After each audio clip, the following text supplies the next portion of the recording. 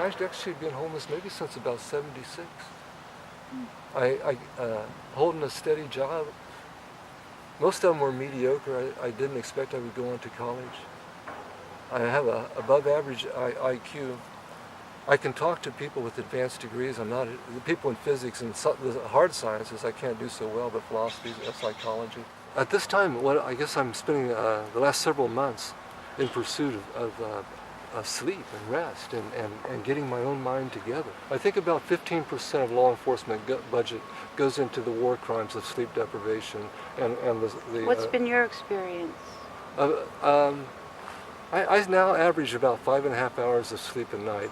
You kind of have to be ready to wake up around sunlight, 6 o'clock, to get out of the place so before the people whose place that is wake up, show up for business or whatever. So I'm now so attuned to this. Sometimes I'd be afraid to go to sleep at night, because I didn't know who might show up. So I might be up till midnight, and then I wake up in the middle of the night, use the bathroom or something. Now, okay, I've been through maybe 2 sleep cycles. I think there's about 3 a night, and they're about 2.5 hours each, so you get 7, 8 hours of sleep a night. I average about 5.5 hours. I've been doing this since 1994. I've been going up to the Nicene Marks. They are using law enforcement. I'm about 5 miles back into the forest. I'm trying to learn it, so I'm having to stay on the trail so I don't get lost. Do you have a camp back there? No, I don't have a camp, but I have. I'm kind of like guerrilla sleeping. I find a slot, and I sleep here, and I sleep there, and I go there. Yeah. But Where do you keep your stuff? I have a storage unit, and then when I'm out in there and other places, I just store it in the woods. Do you ever sleep in your storage unit? I have. I lived in one, and it cost $85 a month. So one of these agencies could have done this in the past, where they bought a storage facility, modified it for affordable housing, and $85 a month. I had a 7-foot by 11-foot storage unit. I had sciatica, so I had to stay someplace. I had hoped the city council would enter into a dialogue with me where we could discuss how to have a large-scale encampment like Occupy had, but it would be regulated. It wouldn't be a chaos it wouldn't be like how they did. I would begin to employ this plan about, well, how we would build our own businesses. Compassion seems to be the cause that's behind the fundraising that's behind the homelessness. Like, there's a lot of money raised for homelessness, but the money doesn't go to build affordable housing. It goes to build bureaucracies and a psychological help system. All these helpers that are helping themselves to the money that could be better put to building the homes, and there would be no homeless problem if there was affordable housing. A federal report in 1997 said that helping the homeless, a virtual industry had developed around homelessness. So my statements are actually well-founded.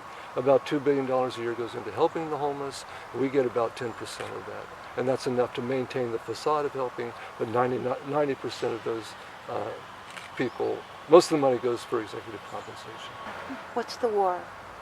I've been trying to get the agencies, our advocates, to just give up some meeting space where we could we homeless people could take on the project ourselves. Mm-hmm. We don't need all these people overseeing us telling us how to get our lives together when they themselves are behaving in such a corrupt manner. How do house people treat you? It varies. There's a sense of fear, but I think this is a lot of imagery projected by others, that we're all demonic, we're all worst case scenario people. There are people who blow up, but most of these people blowing up these days are domesticated. There are sometimes, there's a sense, because of the befuddlement, when you encounter a homeless person or when you are homeless, there's a complete sense of befuddlement, how to deal with this. So I'll be walking down the street, I look dirty, or maybe not look dirty, but I'll have a pack on. And there'll be a family, a nice family, could probably, if I were in a different circumstance, which I oftentimes is, say they didn't see me in the same week. I mean, in the same week, this could happen. I could maybe be cleaned up in an office. I wouldn't have a pack with me. I got like some nice clothes and stuff, and I could speak to them. I could articulate this, and we could have a good discussion. And I might have my ball cap on 3 or 4 days later. They may not see my eyes, and I'd be dirty, and have a pack on and crumpy clothes. And he and his family, like walking along the sidewalk, I could be walking along a straight line, and there's this kind of a drift where people move across the street. They're following their aggression, but it's not like they cultivate this aggression, they're befuddled.